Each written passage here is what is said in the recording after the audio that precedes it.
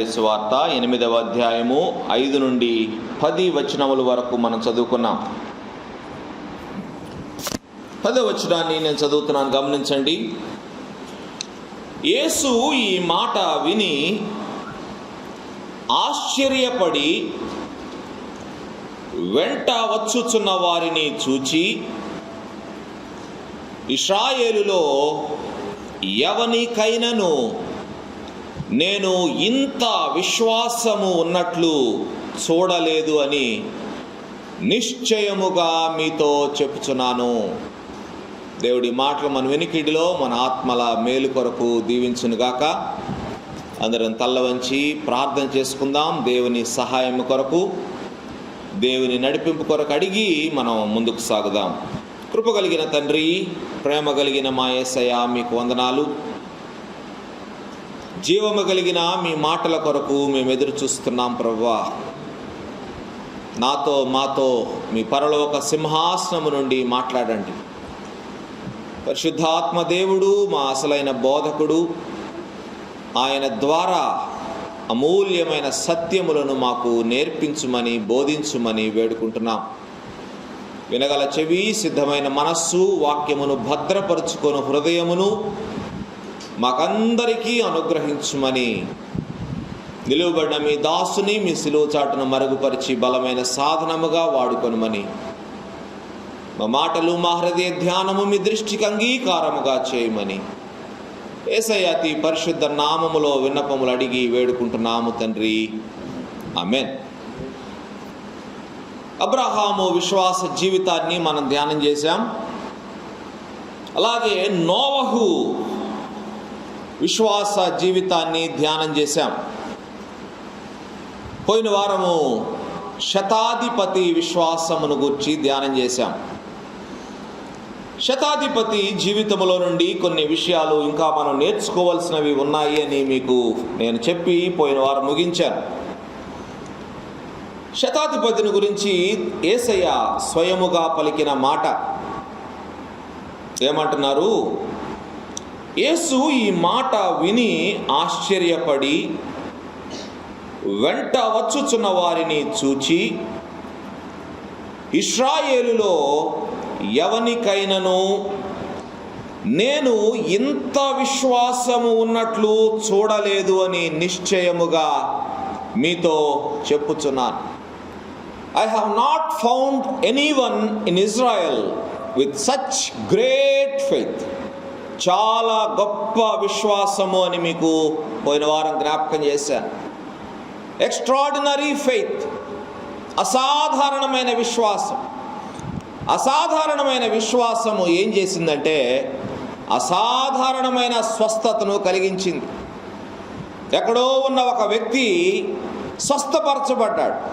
ఎందుని బట్టి అంటే ఆ శతాధిపతి యొక్క అసాధారణమైన విశ్వాసమును బట్టి. ఆ శతాధిపతి అన్నాడయ్యా, నా ఇంటిలోనికి వచ్చుటకు నేను పాత్రుడను కాను, మాట మాత్రము సెలవిము. జస్ట్ సే ఏ వర్డ్ లార్డ్. మాట మాత్రము సెలవి ప్రభువా, నా దాసుడు స్వస్థపరచబడతాడు. అటువంటి విశ్వాసమును నేను ఇశ్రాయేలులో ఎవరిలో నేను చూడలేదని యేసయ్య సెలవిస్తా ఉన్నాను. కాబట్టి ఆయన విశ్వాసము చాలా గొప్పది. ఇటువంటి విశ్వాసం ఈ దినాలలో మనకు కావాలి. అసాధారణమైన విశ్వాసం మనకు కావాలి.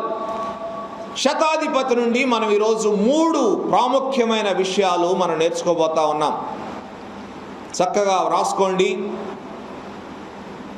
తెలిసిన వాళ్ళకి చెప్పండి, పాయింట్స్గా మీకు తెలియజేస్తాను. 3 విషయాలు ఏంటంటే, మొదటిది, ఈ శతాధిపతి యేసయ్యను ప్రభువుగా గుర్తించినాడు. ఇది చాలా ప్రాముఖ్యమైన విషయం. యేసయ్యను ప్రభువుగా గుర్తించాడు. రెండవది, ఈ శతాధిపతి తన దాసుని కొరకు ప్రభువును వేడుకున్నాడు. ఇది ఆయనకున్న భారమును మనకు చూపిస్తూ ఉంది. మూడవది ఏంటంటే, ఆయన అసాధారణమైన గొప్ప విశ్వాసమును కలిగి ఉన్నాడు. అంటే ఆయన విశ్వాస స్థాయి ఎంతో గొప్పది. అసాధారణమైన విశ్వాసం అంటున్నాను, అందుకే ఎక్స్ట్రాడినరీ ఫెయిత్. ఆయన కలిగి ఉన్నాడు. ఈ 3 విషయములను బట్టి యేసయ్య ఎంతో ఆశ్చర్యపోతా ఉన్నాడు.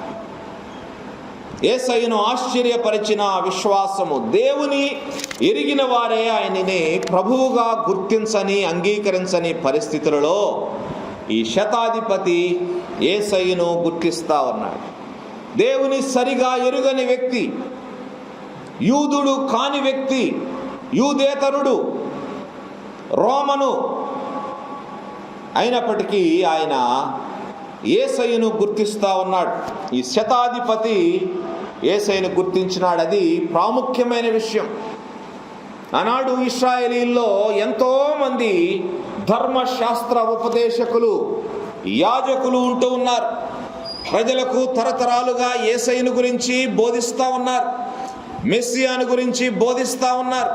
మెస్సియా రాకడ గురించి బోధిస్తూ ఉన్నారు. ఎందుకంటే అవన్నీ ప్రవచనాలు. పాత నిబంధన అంతా యేసయ్య గూర్చిన ప్రవచనాలే. ఆ ప్రవచనాలను తరతరాలుగా బోధిస్తూ ఉన్నారు తమ ప్రజలకి. కానీ యేసయ్య స్వయముగా వచ్చినప్పుడు యేసయ్యని గుర్తించలేకపోయారు. గుడ్డి ప్రజలైపోయినారు. యేసయ్యను అంగీకరించలేకపోయినారు. ఆయన తన స్వకీయుల యొద్దకు వచ్చెను, ఆయన స్వకీయులు ఆయనను గుర్తించలేదు. They did not recognise him. గుడ్డి వాళ్ళు అయిపోయినారు. యేసయ్య వాళ్ళ ఎదురుగా ఉంటే, వారు ఎవరి కొరకైతే తరతరాలుగా ఎదురు చూస్తున్నారో ఆ మెస్సియా వారి ఎదురుగా ఉంటే, వారి మధ్య అద్భుతాలు చేస్తూ ఉంటే, వారి మధ్య సూచక క్రియలు చేస్తూ ఉంటే, వారిని అత్యంత ఆశ్చర్యచకితులను చేస్తూ ఉంటే గుర్తించలేకపోయినారు. కానీ ఎక్కడో ఉన్న ఒక శతాధిపతి ఎవరి ద్వారానూ ఆయన గురించి విని ఆయనను ప్రభువుగా గుర్తించినాడు. ఇది ప్రాముఖ్యమైన విషయం. ఈరోజు సూటిగా ఒక ప్రశ్న మిమ్మల్ని అడిగితే, యేసయ్య గురించి నీకు తెలుసు, యేసయ్య గురించి ఎంతో కాలముగా నీవు వింటూ ఉన్నావు, యేసయ్య నీ జీవితంలో కార్యములు చేస్తూ వచ్చాడు, నీ కుటుంబంలో కార్యములు చేస్తూ వచ్చాడు, కానీ ఆయనను నీవు ప్రభువుగా గుర్తించినావా? నీ సొంత రక్షకునిగా ఆయన ఇంకా అంగీకరించావా, అంగీకరించలేదా? ఇది సూటిగా మీకు ప్రశ్న. యేసయ్య గురించి వింటే సరిపోదు. శతాధిపతి ఒక గొప్ప మాదిరిగా మనకు కనపడతా ఉన్నాడు.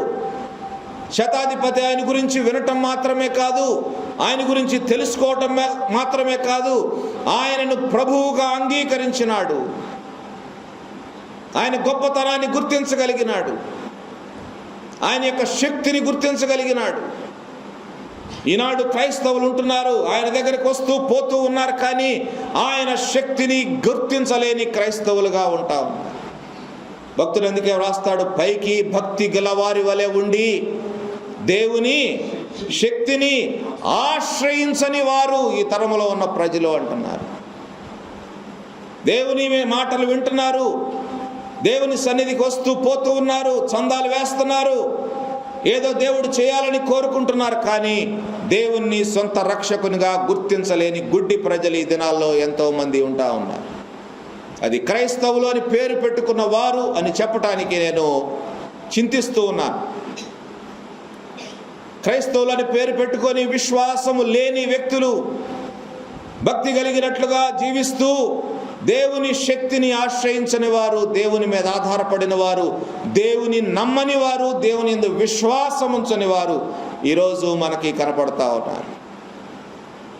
ఇటువంటి వారందరికీ ఈ రోమను శతాధిపతి ఒక గొప్ప మాదిరిగా కనపడుతున్నాడు. సంవత్సరాలుగా దేవుని సన్నిధికి వస్తున్నాం, వాక్యం వింటున్నాం, ప్రార్థన చేస్తున్నాం.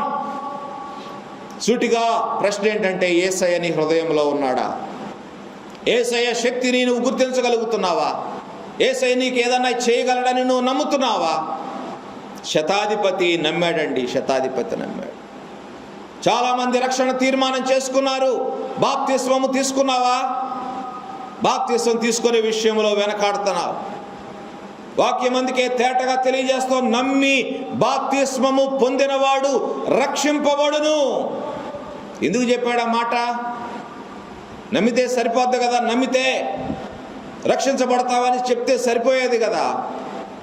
యేసయ్య అంటున్నాడు, నమ్మి బాప్తిస్మము పొందినవాడు రక్షింపబడును. బాప్తిస్మ అనేది ప్రజలకు నేను రక్షించబడ్డానని తెలియజేయటం, ప్రజలకు సాక్షిగా నిలబడటం, నీ మార్పు చెందిన జీవితాన్ని లోకానికి తెలియజేయటం. ఇదిగో నేను మార్పు చెందాను, అందుకనే ఈరోజు బాప్తిస్మము తీసుకుంటున్నాను అని లోకానికి, సంఘానికి, సమాజానికి తెలియజేయటం. కానీ చాలామంది రక్షణ తీర్మానం చేసుకొని సీక్రెట్ క్రిస్టియన్స్గా బ్రతుకుతా ఉన్నారు. అవసరమా? ప్రభువును మనం ఒప్పుకోగలగాలి, పబ్లిక్గా ఆయన్ను స్వీకరించగలగాలి, పబ్లిక్గా బాప్తిస్మం తీసుకోగలగాలి, పబ్లిక్గా సాక్ష్యం ఇవ్వగలగాలి. బైబిల్ గ్రంథంలో కొన్ని సందర్భాలు మనం చూడొచ్చు. చూడండి, అపోస్తల కార్యములు 16వ అధ్యాయం 30వ వచనములో ఆ మాటలు మీరు చదవచ్చు. సందర్భం ఏంటంటే, పౌలు శీలలు ఎక్కడున్నారు? చెరసాలలో ఉన్నారు. పౌలు శీలలు చెరసాలలో ఉండి రాత్రి పాటలు పాడుతూ దేవుని మహిమపరుస్తూ స్తుతిస్తూ ఉన్నప్పుడు ఏమైంది? చెరసాల బద్దలైపోయింది. అందరి కట్లు తెగి పడిపోయినాయి. అందరూ తప్పించుకొని పారిపోవటానికి గొప్ప అవకాశం దొరికింది. ఆ దినాల్లో ఒక్క ఖైదీ పారిపోయినా జైలు అధికారికి ఏంటో తెలుసా? జైలు అధికారికి మరణశిక్ష అండి. చూడండి చట్టం ఎంత కఠినంగా ఉందో. తన అండర్లో ఉన్న ఒక ఖైదీ పారిపోతే ఆ జైలుకు అధికారిగా ఉన్న వ్యక్తి, ఆ జైలర్ మరణ శిక్షకు పాత్రుడు అన్నమాట. అందుకని ఇక జైలు అధికారి అనుకున్నాడు, ఇంత గొప్ప భూకంపం వచ్చింది, చెరసాల బద్దలైపోయింది, ఖైదీలందరూ పారిపోయి ఉంటారని ఆయన భయపడి తన కత్తితో తాను పొడుచుకోబోయినాడు. పౌలు అన్నాడు, అయ్యా మేమెక్కడికి పారిపోలేదు, మేమందరము ఇక్కడే ఉన్నామంటే ఆ జైలు అధికారి ఆశ్చర్యపోయినాడు. ఆశ్చర్యపోయి అంటాడు పౌలు శీలను చూసి, అయ్యలారా, రక్షణ పొందుటకు నేనేమి చేయాలి? రక్షణ పొందాలంటే నేనేం చేయాలి? ఏం చేయాలి నా సహోదరులారా, అయ్యలారా అని అడుగుతా ఉన్నాడు. అంటే అప్పుడు పౌలు శీలలు అన్నారు, ప్రభువైన యేసునందు విశ్వాసముంచుము, అప్పుడు నీవును నీ ఇంటి వారును రక్షణ పొందుదురు. రక్షణ పొందారు, అయిపోయిందా? రక్షణ పొందారు, యేసు ప్రభునందు విశ్వాసం ఉంచారు, అయిపోయిందా అంటే అయిపోలేదండి, అయిపోలేదు. ఆ జైలు అధికారి మరి యూదేతరుడు కదా, ఆయన కూడా రోమన్ అయి ఉంటాడు, వాళ్ళ జైలు కాబట్టి ఆయన కూడా చూడండి 33వ వచనములో ఏం జరిగిందో చూడండి. రాత్రి ఆ గడియలోనే అతడు వారిని తీసుకొని వచ్చి వారి గాయములు కడిగెను. వెంటనే ఏం జరిగింది? అతడును అతని ఇంటి వారందరూ ఏం చేశారంట? బాప్తిస్మం పొందారు. ఎందుకు పొందారు? రక్షణ పొందితే సరిపోయేది కదా, యేసయ్యనందు విశ్వాసం ఉంచారు కదా, వాళ్ళు చెప్పింది కూడా అదే కదా. యేసుక్రీస్తునందు విశ్వాసం ఉంచు, నీవు నీ ఇంటి వారు రక్షించబడతారనే కదా చెప్పాడు. కానీ వారందరూ ఏం చేశారు? ఆ రాత్రే వెంటనే, అంటే ఆ రాత్రి సమయంలోనే, తెల్లారిందాక కూడా వెయిట్ చేయలేదండి, ఆ రాత్రి సమయంలోనే అందరూ బాప్తిస్మం పొందినారంట. మన సాక్ష్యం అండి, సాక్ష్యం. రక్షణ పొందాను, చాలు, ప్రభువునందు విశ్వాసం ఉంచుతున్నాను, కాలం గడిచిపోతా ఉంది, జరిగిపోతా ఉంది, చాలులే అనుకుంటూ బ్రతుకుతున్నావేమో. బాప్తిస్మం పొందాలా? బాప్తిస్మం పొందాలా? నీటి బాప్తిస్మము నీ క్రొత్త జీవితానికి అది సూచన. నీ మార్పు చెందిన జీవితానికి, నీ మారు మనసు, పాప క్షమాపణ అనుభవానికి, నీ పునరుద్ధాన జీవితానికి అది సూచన. బాప్తిస్మం పొందాలా? చాలామంది బాప్తిసాన్ని వాయిదా వేస్తూ ఉన్నారు. చూద్దాంలే. యేసయ్య కూడా చూస్తాడు, మళ్ళీ అవకాశం రాకుండా చేస్తాడు. జాగ్రత్త. వెంటనే బాప్తిసం పొందారంట దేవుని సరిగా ఎరుగని ఆ ప్రజలు. కేవలము పౌలు శీలల యొక్క విశ్వాసమును చూచి, పౌలు శీలల యొక్క మాటలు విని వారు ఆ రాత్రే బాప్తిసం పొందారంట. మరొక వ్యక్తి ఉన్నాడు, ఐథియోపియా ధనాగారముపై అధికారి. ఆయన కూడా విదేశీయుడు, యూదేతరుడు, యూదుడు కాదు, బ్లాక్ మ్యాన్. ఇథియోపియా దేశం నుండి వచ్చిన వ్యక్తి ఫిలిప్పు ద్వారా సువార్తను విన్నాడు, ప్రభువునందు విశ్వాసం ఉంచాడు. అయిపోయిందా? చూడండి, అపోస్తల కార్యములు 8వ అధ్యాయము 35 నుండి 38 వచనాలు మీరు చూడండి. ఈ వ్యక్తి కూడా ఏం చేస్తున్నాడో, ఫిలిప్పు నోరు తెరచి ఆ లేఖనమును అనుసరించి అతనికి యేసును గూర్చిన సువార్త ప్రకటించిన తర్వాత వారు త్రోవలో వెళ్ళుచుండగా నీళ్లు ఉన్న ఒక చోటికి వచ్చినప్పుడు ఆ నపుంసకుడు, ఇథియోపియా దేశస్థుడు అంటున్నాడు, ఇదిగో నీళ్లు, నాకు బాప్తిస్మమిచ్చుటకు ఆటంకము ఏమని అడిగి రథము నిలుపుమని ఆజ్ఞాపించెను. ఫిలిప్పు నపుంసకుడు ఇద్దరును నీళ్లలోనికి దిగిరి. అంతటా ఫిలిప్పు అతనికి బాప్తిస్మమిచ్చెను. ఈయన కూడా వెంటనే ఏ క్షణంలో అయితే తన సువార్తను అంగీకరించినాడో, ఏ క్షణమైతే తనలో ఆ మార్పు సంభవించిందో, ఏ క్షణములో అయితే ఆయన ప్రభువును తన సొంత రక్షకునిగా అంగీకరించినాడో ఆ క్షణములోనే బాప్తిస్మము తీసుకున్నాడు అని మనము ఇక్కడ చూస్తా ఉన్నాం. నీళ్లు కనపడగానే, ఏంటి ఆటంకం నీకు బాప్తిస్మం ఇవ్వటానికి? నేను ప్రభువును అంగీకరిస్తున్నాను, నా సొంత రక్షకునిగా ఆయన అంగీకరించాను, బాప్తిస్మం ఇవ్వు అన్నాడు. బాప్తిస్మము తీసుకున్నాడు. ఎంతకాలం నుండి దేవుని నుండి దూరముగా నువ్వు జీవిస్తున్నావు? ఎంతకాలం ఆయన ప్రభువును రక్షకునిగా అంగీకరించి బాప్తిస్మమును వాయిదా వేస్తూ ఉన్నావు? జాగ్రత్త, త్వరగా తీర్మానం చేసుకో, బాప్తిస్మము తీసుకో. సమయము బహు కొద్దిగా ఉంది. ఎప్పుడు ఏం జరుగుతుందో అర్థం కావటం లేదు. ఒక 4 రోజుల క్రితం వరకు ప్రశాంతంగా ఉన్న ఒక దేశం, కోట్ల మంది టూరిస్టుల్ని ప్రపంచం అంతటి నుండి ఆకర్షిస్తున్న ఒక దేశం, సుందరమైన అద్భుతమైన ఒక దేశం ఏమైపోయింది? ఇప్పుడు ఏమైపోతుంది? బూడిదగా మారిపోతుందండి, బూడిదగా మారిపోతుంది.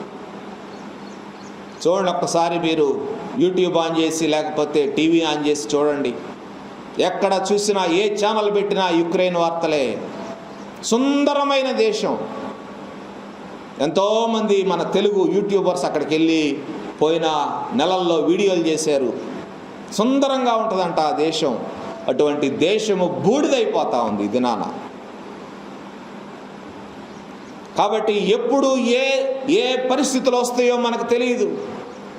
ఎందుకంటే యుక్రెయిన్ చిన్న దేశము, బలహీనమైన దేశము. దానికి సపోర్ట్గా అనేక దేశాలు ముందుకు వస్తూ ఉన్నాయి. ఐరోపాలోని కొన్ని దేశాలు దానికి మద్దతు పలికి ఆయుధాలు పంపిస్తూ ఉన్నాయి. ఆయుధాలు పంపిస్తూ ఉంటే రష్యా ఊరుకుంటుందా? రష్యాకి పంతం పెరిగిపోద్ది కదా. ఇంకా అట్లా చేరి అది ప్రపంచ యుద్ధముగా కూడా మారిపోద్దేమో. పరిస్థితులు ఏ విధంగా ఎప్పుడు మారిపోతాయో తెలియదు. కాలము బహు కొంచెముగా ఉన్నది. తీర్మానాలు వాయిదా వేసుకోవద్దు దయచేసి. తీర్మానము ఈరోజే మనం అమలు చేయాలా. నేడే రక్షణ దినం అని ఎందుకు అన్నాడంటే, మళ్ళీ అవకాశం పోతే మళ్ళీ దొరకదేమో అని. నేడే రక్షణ దినం. యేసయ్య కూడా జక్కయ్య ఇంటికి వచ్చి, నేడు ఈ ఇంటికి రక్షణ వచ్చి ఉన్నది. యేసయ్య చెప్పొచ్చు, జక్కయ్య నీ పాపాలన్నీ ఒప్పుకున్నావు, మంచిదే. నువ్వేమేమి ఒప్పందాలు చేసుకున్నావో నా సన్నిధిలో వాటన్నిటినీ తేల్చుకొని రా. ఎవరెవరికి ఏమేమి ఇవ్వాలో, ఎవరెవరికి ఏమేమి బాకీ ఉన్నావో అన్నీ సెటిల్ చేసుకొని రా, అప్పుడు నీ ఇంటికి రక్షణ వచ్చుద్దని చెప్పలేదండి. ఇన్స్టెంట్గా యేసయ్యనందు జక్కయ్య ఎప్పుడైతే విశ్వాసం ఉంచినాడో అప్పుడే యేసయ్య అంటున్నారు, నేడు ఈ ఇంటికి రక్షణ వచ్చి ఉన్నది. సమయం లేదు మనం సెటిల్ చేసుకొని వచ్చేదాకా, ఇంకేదో కోరికలు తీర్చుకొని వచ్చేదాకా సమయం లేదు. Time is very very very less. సమయాన్ని జ్ఞాపకం చేసుకోండి. సమయం గడిచిపోతా ఉంది, దొర్లిపోతా ఉంది. 2 మాసాలు అయిపోయినాయి అండి. ఎట్లా అయిపోయినాయో తెలియట్లేదు. 2022వ సంవత్సరం గడిచిపోతా ఉన్నాయి. పరిస్థితులు మారిపోతా ఉన్నాయి రోజు రోజుకి. జ్ఞాపకం చేసుకోండి, పౌలు భక్తుడు అందుకే హెచ్చరించాడు, మీరు సమయమును పోనీయక సద్వినియోగము చేసుకొనుచు అజ్ఞానుల వలె కాక జ్ఞానుల వలె నడుచుకున్నట్లు చూసుకొనుడి అంటాడు. దినములు చెడ్డవి, బాగలేవు దినాలు. పరిస్థితులు ఎట్లా ఉన్నాయో మీరు చూస్తున్నారు. కాబట్టి ఇప్పటికైనా మేలుకోవాలా. అజాగ్రత్త చేస్తే నష్టం. ఈ రోమను శతాధిపతి ప్రభువును తన సొంత రక్షకుని అంగీకరించినాడు. ఆయన శక్తిని గుర్తించినాడు. ఆయన ప్రభువుగా అంగీకరించినాడు. 2వ పాయింట్ ఏంటంటే, ఈ శతాధిపతి తన దాసుని కొరకు ప్రభువును వేడుకుంటూ ఉన్నాడు. తన దాసుని కొరకు. ఎంత గొప్ప భారం అండి, ఎంత గొప్ప భారం. వాడితో నా పని అయిపోయింది, నాకు అవసరము తీరిపోయింది, ఇక అతను నాకు ఉపయోగకరం కాదు అని వదిలేయలేదు, చంపేయలేదు. కానీ ఎంతో భారముతో తన స్థాయిని తగ్గించుకొని, అవసరమా? ఒక శతాధిపతికి ఒక స్లేవ్ గురించి అంత భారం అవసరమా? ఇంకొక వ్యక్తి దగ్గరికి వెళ్ళి అడుక్కోవాల్సిన అవసరం ఏమన్నా ఉందా? బతిమలాడుకోవాల్సిన అవసరం ఏమన్నా ఉందా? అవసరం లేకపోతే వదిలేయచ్చు, చంపేయచ్చు. కానీ శతాధిపతి చూడండి, తన స్థాయిని తగ్గించుకొని, తన స్థితిని విడిచిపెట్టి, తన పేరును ప్రతిష్టను వదిలేసుకొని ప్రభు వద్దకు వచ్చి తన దాసుని స్వస్థత కొరకు వేడుకుంటున్నాడు. ప్లీడింగ్ అన్నమాట. రిక్వెస్ట్ చేసుకుంటున్నాడు ప్రభువుని, ప్రభువా నా దాసుని స్వస్థపరచు ప్రభువా. నీ దాసుల గురించి నువ్వెంత భారం కలిగి ఉంటున్నావు. ఎంతోమంది నువ్వు రోజు కలుస్తూ ఉండొచ్చు. నీ దగ్గర సర్వెంట్స్ ఉంటారు, ఇంట్లో పనిచేసేవాళ్ళు కావచ్చు, ఇంకేదైనా సహాయం చేయడానికి వచ్చేవాళ్ళు కావచ్చు.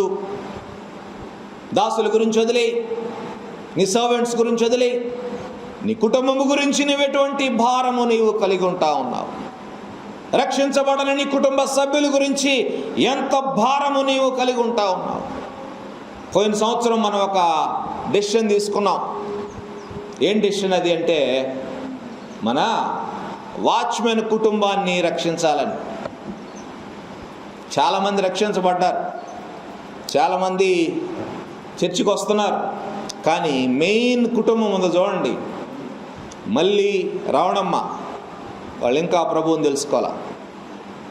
మన చర్చిలోనే ఇన్ని సంవత్సరాలుగా పనిచేస్తూ ఉన్నారు, ఇంతకాలముగా ప్రభు వాక్యాన్ని వింటూ ఉన్నారు, దేవుని సన్నిధిలో ఇంతకాలం పనిచేస్తూ ఎంతమంది విశ్వాసులను వారు ప్రతి వారము చూస్తూ ఏమి నేర్చుకుంటున్నారు, వాళ్ళు ఏమి ప్రభావితం చేయగలిగాం వాళ్ళను, మనం ఏమి మార్పు వాళ్ళలో మనం తీసుకురాగలిగాం, మన జీవితాలను బట్టి, మన మాటల ద్వారా, మన ప్రవర్తన ద్వారా ఏ మార్పు వాళ్ళలో మనం తీసుకురాగలిగాం ఒకసారి ఆలోచన చేయండి. వాళ్ళలో ఏ మార్పు లేదు. ఎక్కడ వేసిన గొంగళి అక్కడే అంటారు చూడండి. వాళ్ళు మన ఇక్కడికి వచ్చినప్పుడు వాళ్ళు ఎట్లా ఉన్నారు అట్లానే ఉన్నారు. వాళ్ళ స్థితిగతులలో ఏ మార్పు లేదు, వాళ్ళ ఆలోచన విధానంలో ఏ మార్పు లేదు, వాళ్ళ ఆధ్యాత్మిక జీవన విధానంలో ఏ మార్పు లేదు. వాళ్ళ కుటుంబ సభ్యులు కొంతమంది ప్రభువుని తెలుసుకుంటూ ఉన్నారు, మారుతూ ఉన్నారు, కానీ వాళ్ళలో మార్పు రావట్లేదు. ఎంతోమంది పాప రోగంతో పడి ఉంటున్నారండి మన చుట్టుపక్కల. మన ఇంటి చుట్టుపక్కల ఎంతోమంది పాప రోగంతో బాధపడుతున్నారు. నీ ఇంట్లోనే బాధపడుతున్నారు కొంతమంది, నీ రక్త సంబంధికుల్లో కొంతమంది ఆ రోగంతో బాధపడుతున్నారు, ఎంతోమంది ఫ్రెండ్స్ ఆ రోగంతో బాధపడుతున్నారు. ఈ సంవత్సరము మనం వారి కొరకు వేడుకోవాలా. రక్షించబడని వ్యక్తుల గురించి మనం భారం కలిగి ఈ సంవత్సరము వేడుకోవాలా ప్రభు దగ్గర. ఈ శతాధిపతి తన దాసుని గురించి వేడుకుంటా ఉన్నాడు. ఈ సంవత్సరం మనం వేడుకుందాం అట్లాగే ప్రభు దగ్గర, ప్రభు పాద సన్నిధిలో రక్షించబడని మన కుటుంబ సభ్యుల గురించి మనం వేడుకుందాం. వారి కొరకు మనం భారం కలిగి ఉందాం. వారు నీ శత్రువులైనా సరే వారిని ప్రభు వద్దకు నడిపించాలా. అది దేవుడు మనకు అప్పగిస్తున్న భారం. మత్తయి సువార్త 5వ అధ్యాయం 44వ వచనాన్ని గమనించండి. యేసయ్య స్వయముగా చెప్తున్న మాటలు, నేను మీతో చెప్పునదేమనగా, మీరు పరలోకమందున్న మీ తండ్రికి కుమారులై ఉండునట్లు మీ శత్రువులను ప్రేమించుడి, మిమ్మును హింసించు వారి కొరకు ప్రార్థన చేయుడి. ప్రార్థన చేయుడి. ఎంతోమంది నశించిపోతున్నారండి. కొంతమందిని మనం శత్రువులుగా భావించి వాళ్ళని దూరం పెడతా ఉన్నాం. కొంతమందిని మనం శత్రువులుగా భావించి వారితో మాట్లాడటం మానేశాం. వారి గురించి ప్రార్థన చేయటం మానేశాం. తీసేయండి, ఆ మైండ్ తీసేయండి. మనసులో నుంచి ఆ శత్రుత్వాన్ని, ద్వేషాన్ని తొలగించుకోండి. శత్రువుల కొరకు ప్రార్థన చేయమంటున్నాడు యేసయ్య. హింసించే వారి కొరకు, మిమ్మల్ని బాధ పెట్టే వారి కొరకు ప్రార్థన చేయండి. కొంతమంది అత్తమామలు బాధిస్తున్నారనో, వేధిస్తున్నారనో అత్తమామల్ని ద్వేషిస్తూ ఉంటారు. వారి గురించి ప్రార్థన చేయటం మానేస్తారు. వారి మాట వినటం మానేస్తారు. తప్పు తప్పు తప్పు. వారి కొరకు ఇంకా ప్రార్థన చేయండి. వారి కొరకు ప్రభు దగ్గర వేడుకోండి. వేడుకోండి. ప్రభువు మారుస్తాడండి. ప్రభువు మారుస్తాడు. కొంతమంది ఇంట్లో తల్లిదండ్రులు ఏదో అంటున్నారని వాళ్ళని శత్రువులుగా చూస్తూ ఉంటారు. తల్లిదండ్రులు మన మేలు కొరకే కదా కోరుకునేది, మనం బాగుండాలనే కదా కోరుకునేది, మన కొరకే కదా వాళ్ళు ప్రార్థించేది, మన కొరకే కదా వాళ్ళు ప్రయాసపడేది, మన కొరకే కదా వాళ్ళు సంపాదించి పెట్టేది. వాళ్ళు నీకు శత్రువులు ఎట్లా అవుతారు? నిన్ను మంచి మార్గంలో పెట్టాలని ప్రయత్నిస్తే శత్రువులా? చాలామందిని తల్లిదండ్రులను అట్లాగే చూస్తూ ఉన్నారండి ఈ దినాల్లో. తీసేయండి అటువంటి మనస్సు. తల్లిదండ్రులు ప్రయాసపడేది మీ కొరకే, మీ మేలు కొరకే, మీ మంచి కొరకే. మీరు బాగుపడాలనే, మీరు బాగుండాలనే, మీ భవిష్యత్తు బాగుండాలనే తల్లిదండ్రులుగా వారు కోరుకుంటారు. మిమ్మల్ని గద్దిస్తేనో, తిడితేనో, కొడితేనో, ఇంకేదైనా బాధ పెడితేనో వాళ్ళని శత్రువులుగా భావించటము మంచిది కాదు.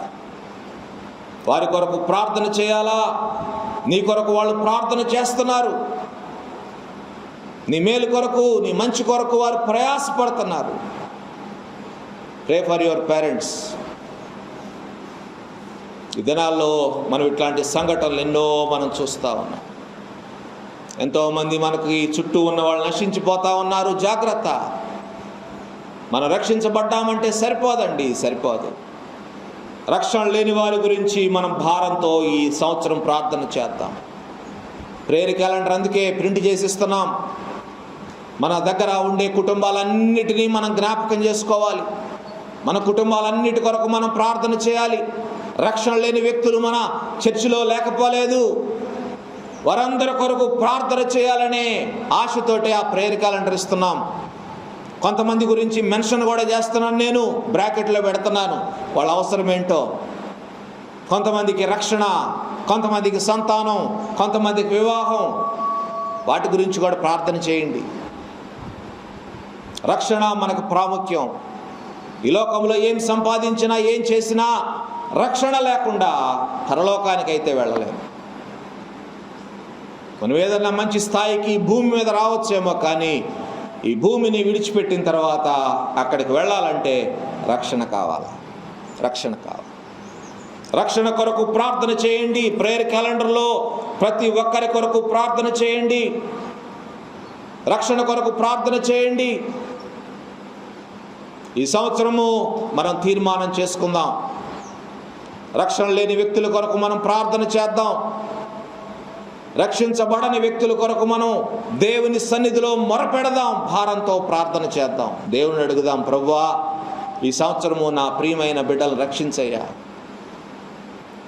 మన రక్త సంబంధికుల కొరకు ప్రార్థన చేద్దాం. సమయము బహు కొంచెముగా ఉందని మీకు జ్ఞాపకం చేస్తున్నాను. మన జీవితము కొంతమందికి మాదిరికరంగా ఉండాలి. కొంతమందిని ఆకర్షించే విధముగా మన జీవితం ఉండాలి. మన ప్రవర్తన ఉండాలి. మన మాటలు ఉండాలి. ఈ సంవత్సరం ఆ దిశగా మనం ప్రయాణం చేద్దాం. రక్షణ లేని వ్యక్తుల కొరకు భారము కలిగి ప్రభు దగ్గర వేడుకుందాం. మూడవ సంగతి, మూడవ విషయము, ఈ శతాధిపతి నుంచి మనం నేర్చుకోవాల్సిన విషయం ఏంటంటే గొప్ప విశ్వాస స్థాయిని ఆయన కలిగి ఉన్నాడు. అసాధారణమైన విశ్వాసం ఆయనది. నీ విశ్వాస స్థాయి ఏంటి ఈ దినాన ఒకసారి పరిశీలించుకుంటే, విశ్వాసములో బలపడుతున్నావా, బలహీనపడుతున్నావా? ఏ స్థాయిలో నీవు ఉన్నావు? రోమాపత్రిక 1వ అధ్యాయము 17వ వచనము గమనించండి. నీతిమంతుడు విశ్వాస మూలముగా జీవించును, వ్రాయబడిన ప్రకారము విశ్వాస మూలముగా అంతకంతకు విశ్వాసము కలుగునట్లు దేవుని నీతి దాని యందు బయలుపరచబడుచున్నది. విశ్వాస మూలముగా అంతకంతకు విశ్వాసము కలుగునట్లు యేసయ్య అంటున్నారు. ఎంత విశ్వాసం చాలంటారు? ఆవగింజంత విశ్వాసము చాలు అంటారు. విశ్వాసం అనేది అంతకంతకు పెరగాలంట, పెరగాలి. విశ్వాసములు అంతకంతకు తగ్గిపోయి బలహీన పడిపోయి విశ్వాసములో జారిపోవటం దేవుని చిత్తం కాదు. పౌలు భక్తుని చేత అందుకే వ్రాయించాడు, విశ్వాస మూలముగా అంతకంతకు విశ్వాసము కలుగునట్లు అని రాశాడు. Faith to great faith, great faith to greater faith, greater faith to greatest faith. ఇది స్థాయి. ఒక్కొక్క మెట్టు విశ్వాసములో మనం ఎదుగుతూ ఉండాలి. కానీ ఈనాటి క్రైస్తవ విశ్వాసులు విశ్వాసములో దినదినము బలహీన పడిపోయే స్థితిలో ఉంటా ఉన్నారు. ఏంటి కారణం? చిన్న బలహీనతలు, చిన్న శోధనలు, చిన్న ఇబ్బందులు, చిన్న కొరతలు, చిన్న నష్టాలు, చిన్న సమస్యలు, వీటిని బట్టే విశ్వాసములో బలహీనమైపోతా ఉన్నారు. కానీ దేవుని వాక్యం మనకు తెలియజేస్తూ ఉంది, విశ్వాసములో రోజు రోజుకు ఎదగాలి అంటా ఉన్నాడు. విశ్వాస స్థాయి పెరగాలి, బలపడాలి అంటా ఉన్నాడు. కానీ ఒకడు ఉంటాడు ఎప్పుడు దేని కొరకు? బలహీనపరచటానికి. మనల్ని బలహీనపరుస్తూ ఉంటాడు. ప్రభువులో ఒక మెట్టు మనం ఎదగాలని మనం కోరుకున్నప్పుడల్లా 10 మెట్లు వెనక్కి లాగుతూ ఉంటాడు కాళ్ళు పట్టుకొని. ఎక్కడ ఎదుగుతాం? సాతాను మోసం అన్నమాట అది. విశ్వాసంలో బలపడటానికి దేవుడు 100 కారణాలు మనకు చూపించినా సాతాను ఒక్క కారణాన్ని చూపించి మనల్ని పడగొట్టేస్తాడు. ఒక చిన్న అంశాన్ని చూపించి మనల్ని విశ్వాసంలో అట్టడుగు స్థాయికి కింద పడేస్తాడు. అదే సాతాను టాక్టిక్. ఎందుకంటే సాతానుకు మన బలహీనతలు బాగా తెలుసు. మన బలహీనతలనే వాడు ఆయుధంగా చేసుకుంటాడు. మనం ఎక్కడ బలహీనులమో ఆ పాయింట్లోనే మనల్ని పడగొడతాడు. ఎంత విశ్వాస భ్రష్టులను చేస్తాడు. ఒక విధంగా చెప్పాలంటే వాక్యంలో మాట వాడాడు, విశ్వాస భ్రష్టులు అని రాశాడు. కాబట్టి మన జీవితాలను మనం జాగ్రత్తగా కాపాడుకోవాలా. లోకము నిన్ను అవిశ్వాసిగా, అల్పవిశ్వాసిగా చేస్తుంది. ఎందుకంటే లోకంలో జరిగే పరిస్థితులు మనల్ని బలహీనపరుస్తూ ఉంటాయి. లోకంలో మనకు ఎదురయ్యే పరిస్థితులు మనల్ని విశ్వాసంలో బలహీనపరుస్తూ ఉంటాయి. కానీ వాక్యం మనకు తెలియజేస్తూ ఉంది, look an to God, look an to God. Don't concentrate on this world. లోకం వైపు చూడొద్దు, లోకము పరిస్థితుల వైపు చూడొద్దు. పేతురు కూడా ప్రభువును చూసినంతసేపు నీళ్ల మీద నడిచాడండి. ఎవరు నడుస్తారు నీళ్ల మీద? ప్రభువును చూస్తున్నంతసేపు నీళ్ల మీద నడవగలిగాడు. కానీ గాలిని చూచి భయపడి మునిగిపోసాగాడని రాశాడు. గాలిని చూచి భయపడి మునిగిపోసాగాడు. లోకము మనల్ని భయపెడుతుంది. లోకం మనల్ని బలహీనపరచుద్ది. లోకం మనల్ని నీళ్ళల్లో లేకపోతే ఈ లోకంలో ముంచేస్తుంది. లోకాన్ని సముద్రంతో మనం పోల్చుకుంటే చిన్న చిన్న గాలి తుఫానులు, చిన్న చిన్న ఇబ్బందులు, చిన్న చిన్న కొరతలు, చిన్న చిన్న సమస్యలు ఎదురవ్వచ్చు. ఆ సమస్యలను మనం చూస్తే మునిగిపోతాం. మనం చూడాల్సింది ఎక్కడ? ప్రభు వైపు చూడాలి. గురి మీద మన కాన్సన్ట్రేషన్ ఉండాలి. గురి దగ్గరికి మనం పరిగెత్తాలి. అంతేగాని మనం అటు ఇటు చూస్తే, రన్నింగ్ రేస్ ఉందనుకోండి, రన్నింగ్ రేస్ ఎప్పుడన్నా మీరు గమనించండి, రన్నింగ్ రేస్ చేసేవాళ్ళు ఇటు ఇటు చూసుకుంటా పరిగెత్తుతారా? ఎవడు నాకంటే ముందు వస్తున్నాడు, ఎవడు వెనక వెళ్తున్నాడు అని చూస్తా పరిగెత్తుతారా? చూస్తే ఫెయిల్ అవుతారు, చూస్తే అక్కడ ఆగిపోతారు. కాబట్టి వాళ్ళ గురి ఎక్కడ ఉంటుంది? డెస్టినేషన్ మీద ఉంటుంది. నా ఎండ్ లైన్ అది, అక్కడ నా గురి, అక్కడికి పరిగెత్తాలి. పక్కన వాళ్ళని చూడరండి, పక్కన వాళ్ళని చూడరు. పక్కన వాళ్ళని చూస్తే ఓడిపోతారు. అందుకనే ప్రభువు తెలియజేస్తా ఉన్నాడు, మనం ఎక్కడ చూడాలి? హెబ్రీ పత్రిక 12వ అధ్యాయం 1-2 వచనాలు గమనించండి. హెబ్రీ పత్రిక 12వ అధ్యాయం 1-2 వచనాలు.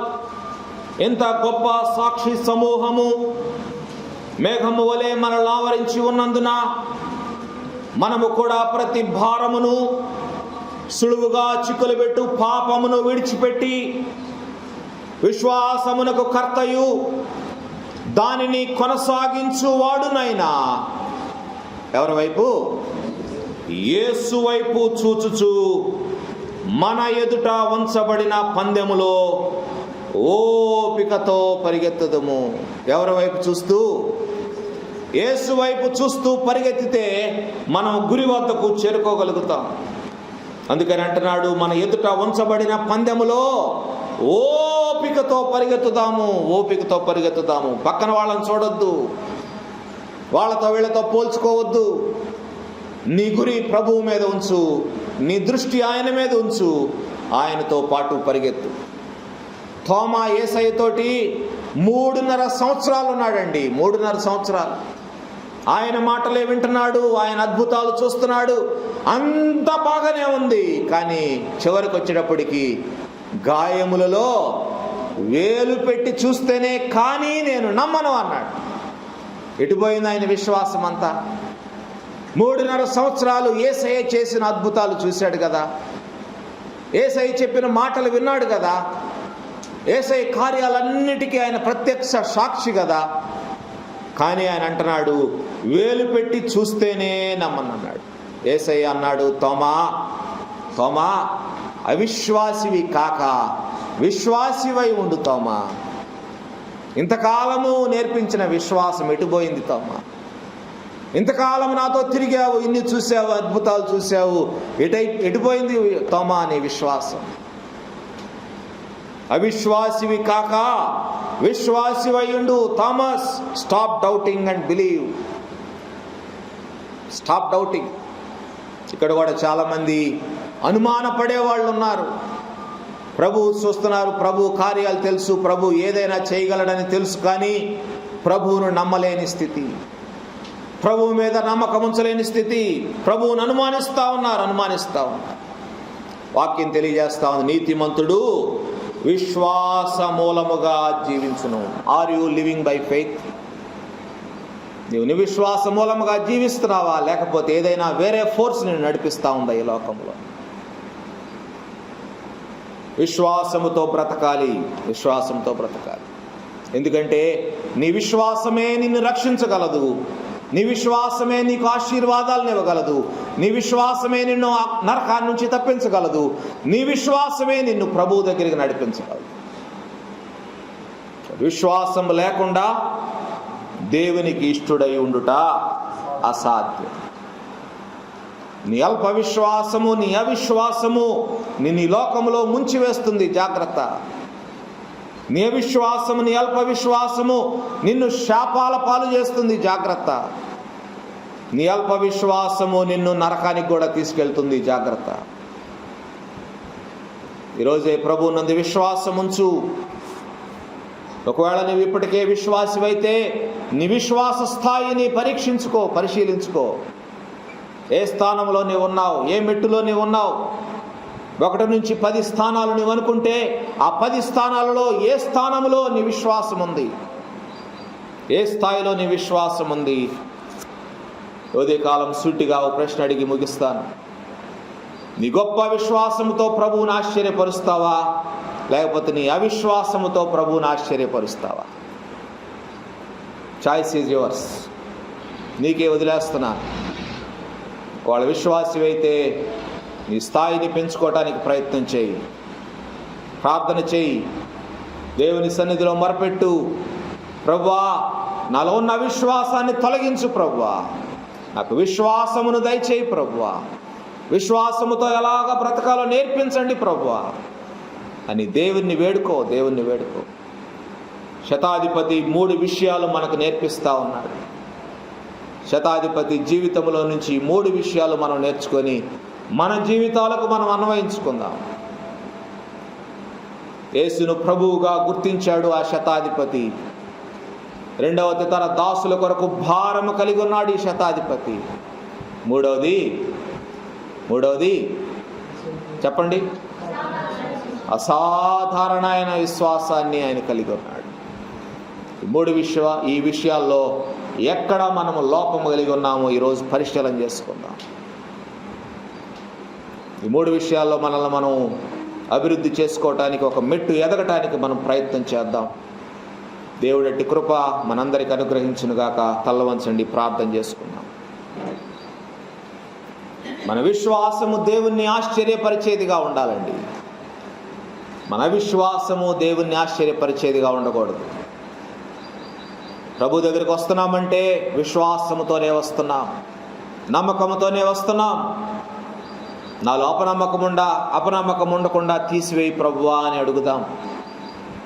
దేవుని యందు విశ్వాసం ఉంచుదాం. దేవుడు గొప్ప కార్యాలు మన జీవితాల్లో, మన కుటుంబాల్లో చేస్తారు. ఈ సంవత్సరం జయాన్ని ఇస్తానని వాగ్దానం చేసిన దేవుడు నమ్మదగిన వాడు.